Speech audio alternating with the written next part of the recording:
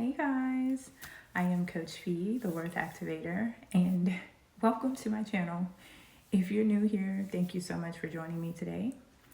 And I have been walking through a mini Worth series about the Worth Activation method that I use in my coaching. But quickly, I just want to share this with you guys. This space is for women who are healing, growing, building, and learning how to walk in purpose without losing their peace. And with that said, today we are continuing my mini worth series, and this tool today is critical. The tool I'm discussing today is the compass tool. Patience, direction, and self-control. So, if tool number 2 helped us trust God in the fall, and tool number 3 helped us stay anchored after the landing, then it is critical that tool number 4 helps us stabilize our movement going forward. So, here's the truth. We can all trust our fall, right? We can find our footing and even find that steadiness on the boat.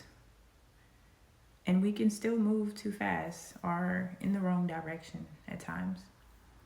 And when this happens, let's be honest, sometimes we can plant seeds in unstable soil.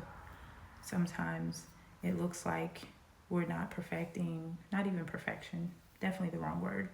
We're not walking in our purpose, in alignment, and we're not grounded, and we're not at peace. Because before we start building what's next, we have to make sure that we're firm in everything else. And the truth is, the compass, it doesn't rush. It stays true. And it doesn't respond to pressure, noise, panic, even when our terrain changes. Even if we go from water to land, it doesn't change. It represents patience, direction, and self-control, with not any delays, no fear, no hesitation. But it's intentional movement, and that's the key. Patience teaches us when to move, and our direction has to be guided so we'll know which way to go. And our self-control protects us in the way we choose to move. So without a compass, movement can feel productive but still be misaligned. And misalignment always costs us our pieces. So the action with this today, let's see how this compass tool can be broken down so we can make it practical. Okay. We practice our patience without being anxious, because patience is not sitting still in fear. It's waiting with trust, and we have to trust this. It means we're not forcing our timelines for anything. Our timelines are ordained, and we stop chasing the clarity. Us having patience looks like, I don't need to hurry what God is developing. We check our direction before we start pacing. So it's like asking yourself, is this aligned with who I'm becoming? How is this serving me? Is it supportive of my peace? Is this purpose, or is this pressure? So direction does matter more than speed. And the third thing I would say, practice self-control as self-respect. Our ability to do and provide ourselves with self-control is not restriction. It's not a restriction. It should be done for our own protection. So I guess that would sound like, I don't react emotionally. I don't say yes out of guilt. And self-control keeps us steady when emotions want to take the wheel. That's a big one. I have been there before myself. So with the results we should get from this, what changes when we use our compass tool? Well, you may become emotionally stable. You're no longer pulled by the urgency, and you stop reacting from fear.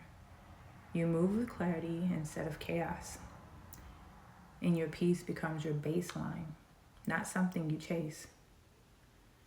And it allows us to create a sustainable space for growth, because us growing, sis, is very important. And growth that is not rushed, that's the truest way to go. Because when we rush growth, it doesn't last. But when we're stabilized and we stop planting seeds out of desperation and start to plant intentionally, that's the only way the next tool works. And the next tool is definitely very grounding. And it's one that has to go with us each day. So here's a question I want you to reflect on. Where in your life are you moving without checking your direction, sis? And what would you change if patience and self-control became non-negotiable for you? Well, we don't need the full map today. You just need to know which way is your north. So the compass tool reminds us this. You can't grow what you cannot stabilize. And you cannot sustain what you rush. Patience keeps you aligned. Your direction keeps you focused. And self-control keeps you at peace. My last and final tool prepares us on that journey. But this, sis, it prepares the soil. So next time we'll talk about what happens when you're finally ready to plant. So if this message reached you today and you feel like you learned something from it, please leave your comment, and share with a friend who may gain something from this today. I'm Coach Fee, the Worth Activator. I'm a mom of 3, and I'm walking my purpose in real time with you guys, navigating ups and downs of motherhood, my business, my faith, and my growth. So I am not ahead of you. I'm walking right alongside of you. And if this message helped you in any way, I would love to hear from you. And also, if you can share, please do share. Because a lot of us out here, moms, are fighting it daily. We need our peace. We need clarity. And we need to be reminded of our worth.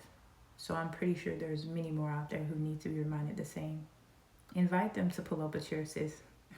And join me next time as we dive into the last tool, which is tool 5, the garden tool. Until next time, have a great day.